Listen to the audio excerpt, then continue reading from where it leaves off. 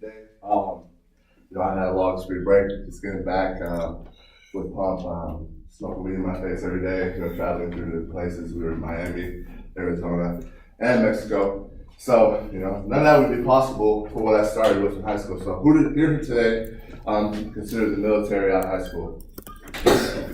1, 2, all right, cool. Now I'm gonna talk today about a branch that I particularly like, and I joined out of high school at the age of 17. And it was established in 1636 in Massachusetts. It's the Army National Guard. It's a part-time branch of the military. You do the same training as active duty. You go to the same stations as active duty. And the first main point today I'm gonna get to is free school. So, free school, man.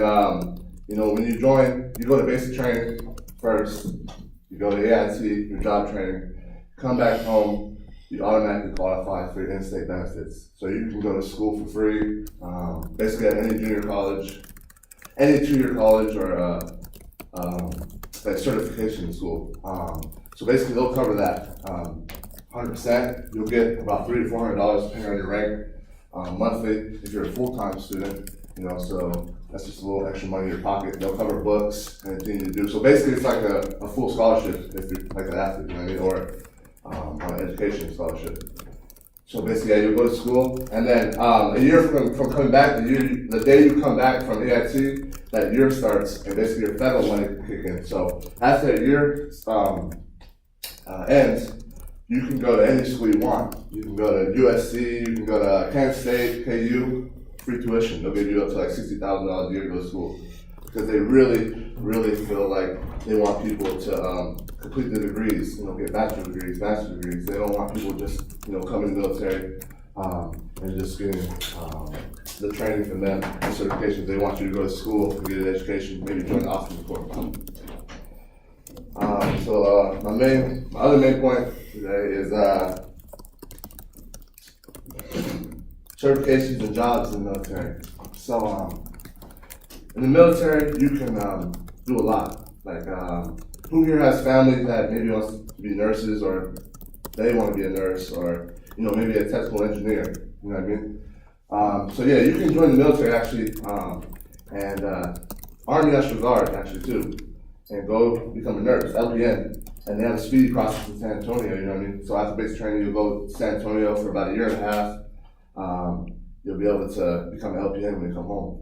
And you're part-time, so you can go home and transition that military job to the civilian world. So, you don't have to pay a dime out of your pocket. So it's crazy. Me, myself, I was a 92 Alpha when I enlisted. That's automated logistics. So basically, it doesn't transition to a lot high-paying jobs, but I could go work for UPS, the post office, get into that field pretty easily. And then I also have another NYS on my belt. It's 13 Bravo. It's field artillery. So, it's not really transitioning to the world because we drive tanks and, shoot a lot of artillery. So, you're not going to really find a job in the world that you can do that. But it's cool. It's a lot of combat training. If maybe you want to transition it to security world because you can say, hey, I was in artillery, all-male unit. It's cool. A lot of camaraderie in there. My third main point is, who here is student athlete? All right, there's a lot.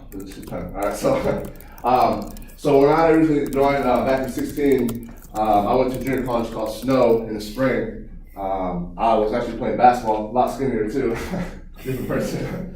I was actually, I had walked on to the football team, but I was just playing spring ball, and I was also on the basketball team already.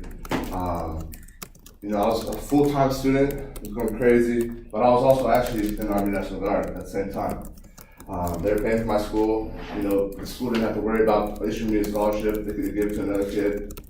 Even though if I was a starter or anything like that, and I deserved it, they were still able to give it to somebody else. And that's a big thing. Like, people are really worried, man, I don't want to join the military because I feel like I'm giving my life away to our country, and I can't do anything about it. Like, they own me. That's the thing about the Army National Guard. You're not really owned. You work on your schedule. If you're a student athlete and you have a full season of games, and that weekend you have to work, because in the Army National Guard you have to work 1 week in a month. It's required. But during that, your football season, your basketball season, volleyball, anything you play, rodeo, you can tell them and request off for that whole season because they can't mandate you to come if you're a student athlete. You can make up after your seasons are over. So that's the really good part about it. You know, it doesn't, you know, violate your schedule. Your coaches, family, you know, jobs can't tell you what to do if you have to go to training. You know, you're required to go training in the field for 2 weeks in the middle of nowhere, basically. Like my first one was in Wyoming, and we took like a 16-hour drive in Humvees. It was terrible, like 50 miles an hour, you know, some Humvees. It's great. I can't complain. You know, like even now, if I was a student, like I'm a student athlete now, I can still be the guard, but I'm too fat now, so it doesn't matter. You know, they tried to have me re-up back in 17. It's my story there. They had tried to have me re-up back in 17. They gave me like $25,000 bonus. I was coming back to 13 Bravo, but I was like, $25,000 in 6 years doesn't really add up. That's nothing. You know what I mean? So I didn't do it, but I could. I could be here right now in Fort Scott, driving to Pittsburgh, Kansas, every 1 week in a month. Still serving my country. You know what I mean? So it's a great option for people who don't know what they necessarily want to do in life, or sports don't work out. Don't go active because me, I don't really like active because, you know, they really control you. Like you get out of basic AFT, like when you get out of basic, they give you your duty station. So like you're going there, like if you lived in Texas and they station you in Japan, like you're going to Japan, you know what I mean? There's no other option. With the guard, you can move anywhere you want because it's called IST classes. Besides like Hawaii, usually they don't really allow you to transfer to Hawaii because everybody wants to go to Hawaii. But yeah, you can transfer anywhere. Like if I was in the guard in Kansas, you can transfer to Texas easily. It's an easy process. You just gotta pass the PT test, you know, transfer.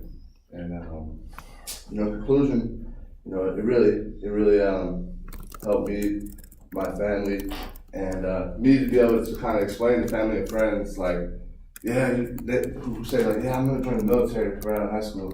Like, consider the Army National Guard because like you can come back home to like Kansas, say Kansas, and if you really love the military and you want to make this a full-time thing, you can be active duty in 6 months.